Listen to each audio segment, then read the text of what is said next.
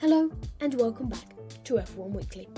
My name is Ben Webble and I'm here to tell you all of the biggest stories in F1 this week. If you're enjoying my content, then feel free to like, subscribe, comment, follow or review. And if you wish to share the podcast with any of your friends, then all the links to all the platforms that it is available on can be found in the description below. Now let's get in to episode 16.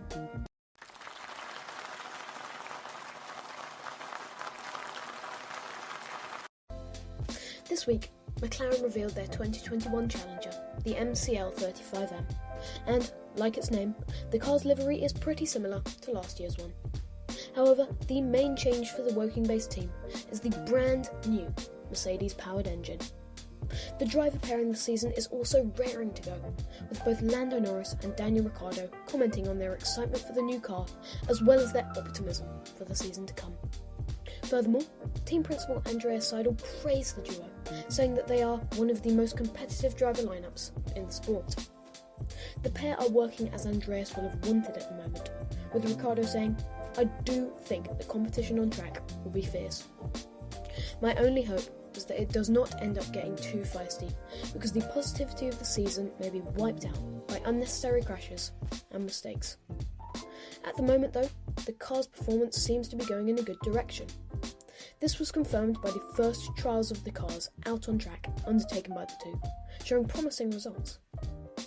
Lando said that he has not too many comments, no complaints, but it's still early days. And Danny was also pleased, saying, "Everything's been smooth. You can't ask for too much more at this part of the season. I hope that this good form can be carried on into Bahrain in late March, and that this season promises good things for McLaren."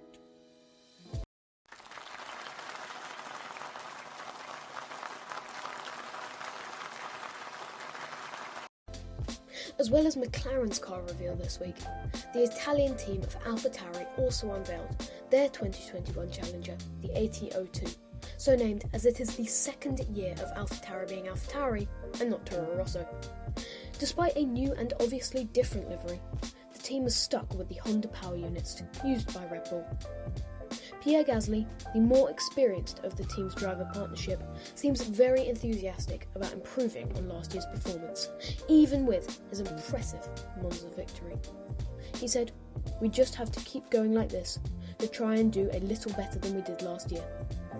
As well as his own achievement this year, one of his main objectives will be to ease rookie and second driver in AlphaTauri, Yuki Tsunoda, into the sport. The Japanese driver is clearly thrilled to be working with Pierre, saying, "Pierre is really fast. He'll be a hard one to beat. And he's an incredible talent and I'm excited to learn everything I can from him this season." Yuki is especially enthusiastic about F1's return to Suzuka this year, as he has not raced on the incredible track since his F4 days. I hope that these two can show the enthusiasm that they have out on track very soon, and that they can have a successful season.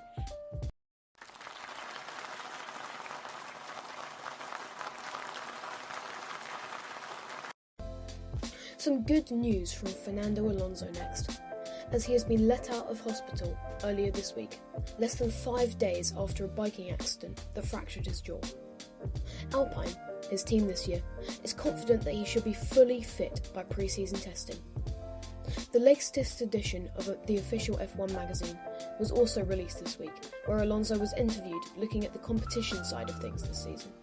I presume that this interview was conducted prior to the accident, but it does seem pretty appropriate timing to release such an issue as, well, everyone interested in the sport is looking at Fernando Alonso at the moment, so they'll probably be making quite a lot of cash out of that one. Anyway, I'm going off on a tangent. Where was I? Oh, yes.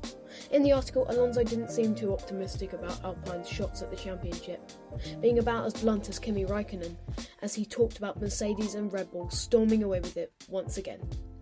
He said that Alpine could just as easily be fighting for 6th as 15th this year, proving once again that he is clearly not as hopeful as some drivers mentioned previously. Maybe what is even more important than getting back to full fitness for Fernando is getting in the right mindset. There is no use in being down on your own team before the season has even started, and the car's performance is not something that he can even control.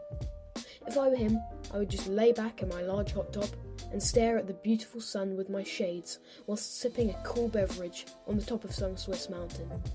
Take a chill pill, Fernando. Life is short.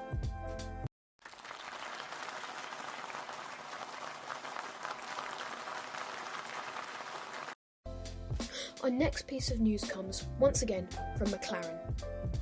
Despite Daniel Ricciardo's many years in F1 at this point, he's new at McLaren, and Norris seems to be moving towards more leading roles within the team.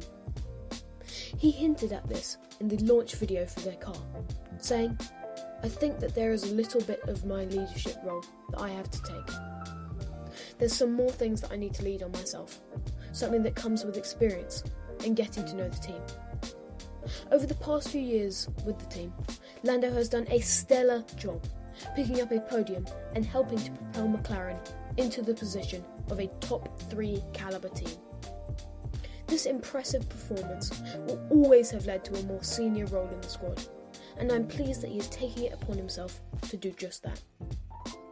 I wish him good luck for the season ahead and hope that he can equal, if not surpass, his previous success.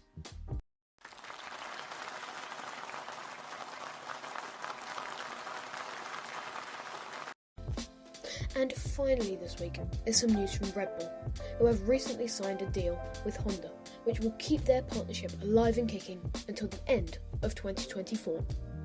This is quite a trustworthy move from Red Bull, as multi-year contracts may lead to an array of unfortunate seasons if the engine is not up to scratch.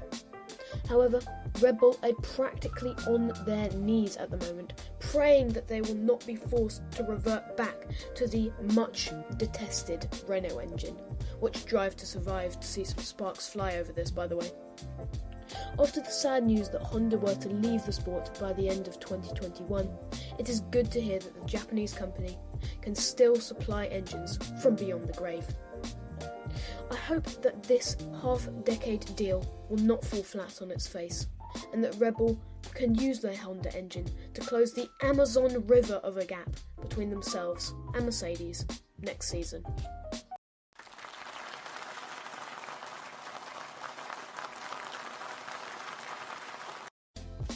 Thank you for listening to F1 Weekly. I hope that you enjoyed, and if you did, feel free to like, subscribe, comment, follow or review, and I'll see you next time for some more F1 news.